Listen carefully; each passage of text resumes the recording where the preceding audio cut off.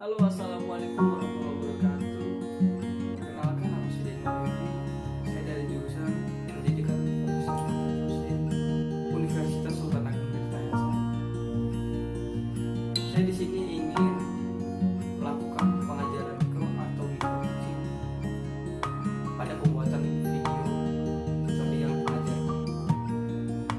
Yang mana pada video pengajaran ini yaitu apa aja selama mikro.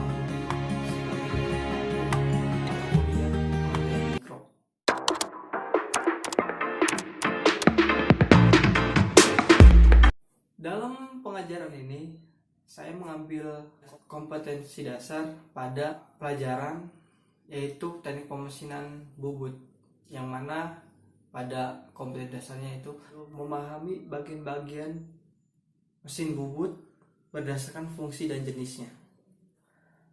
Pada rancangan pembelajaran ini terhadap RPP yaitu diajukan untuk kelas 2 sekolah kejuruan teknik mesin, yang mana pada alokasi waktunya itu 7 JP dalam per minggu. Saya menggunakan 1 kali pertemuan pada 1 minggu, yaitu terhadap alokasi waktu. Rencana pelaksanaan pembelajaran ini yaitu menggunakan tujuan kita dapat mengetahui definisi dari mesin bubut sendiri, mengetahui apa itu fungsi-fungsi dari bagian mesin bubut itu sendiri.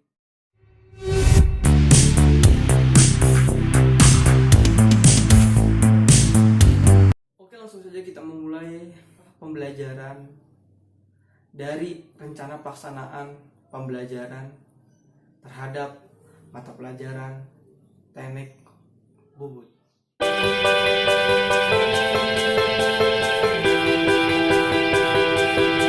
Yang kita tahu itu mesin bubut atau mesin mesin dikenal sebagai mesin yang menggunakan prinsip kerjanya itu terhadap pemotongan benda atau material, yang mana materialnya berupa logam, besi. Dari proses bubut sendiri yaitu adalah proses pemesinan untuk menghasilkan bagian-bagian mesin berbentuk silindris yang dikerjakan dengan menggunakan mesin bubut. Nah, jadi terhadap bagian-bagian silindris ini menggunakan mesin bubut untuk membuat sebuah benda kerja.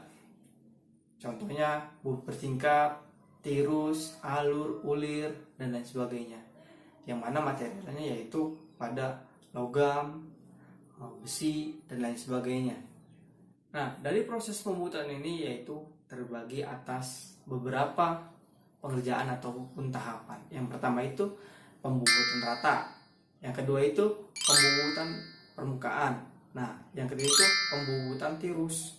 Nah, selanjutnya yaitu dari pembubutan jumper, pembubutan alur, pembubutan ulir, pembubutan untuk melubangi atau untuk mengebor, pembubutan atau biasanya pengatur kecepatan.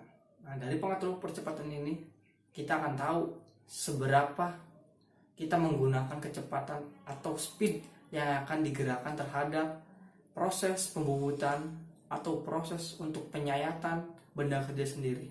Proses kecepatan berfungsi untuk mengatur kecepatan putar rahang dengan settingan roda gigi.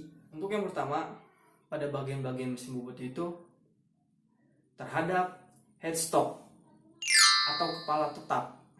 Nah, headstock ini sendiri berfungsi sebagai tempat terletaknya transmisi gerak yang mesin bubut yang mengatur putaran terhadap yang dibutuhkan pada proses pembubutan. Untuk yang kedua, yaitu ada rahang pencekam. Nah, rahang pencekam ini sendiri berfungsi sebagai untuk mencekam benda kerja. Alat cekamnya dibantu dengan cak atau pencekam. Yang ketiga, yaitu terhadap bagian mesin bubut tool post. Nah, tool post sendiri di sini sebagai tempat dudukan pahat bubut dengan dibantu penjepit dan handle. Nah, bisa disebut juga dengan rumah pahat, yaitu pengatur kecepatan. Nah, dari pengatur percepatan ini kita akan tahu seberapa kita menggunakan kecepatan atau speed yang akan digerakkan terhadap proses pembubutan atau proses untuk penyayatan benda kerja sendiri. Nah, proses kecepatan berfungsi untuk mengatur kecepatan putar rahang dengan settingan roda gigi. Selanjutnya yaitu pada eretan. Nah, eretan terbagi menjadi 3. Pertama, eretan atas, eretan melintang. Nah, saya akan menjelaskan sedikit dari eretan atas. Eretan atas sendiri berfungsi sebagai untuk mengatur gerakan pahat ke segala arah. Nah, untuk yang eretan melintang atau cross slide berfungsi untuk mengatur gerakan pahat ke arah vertikal.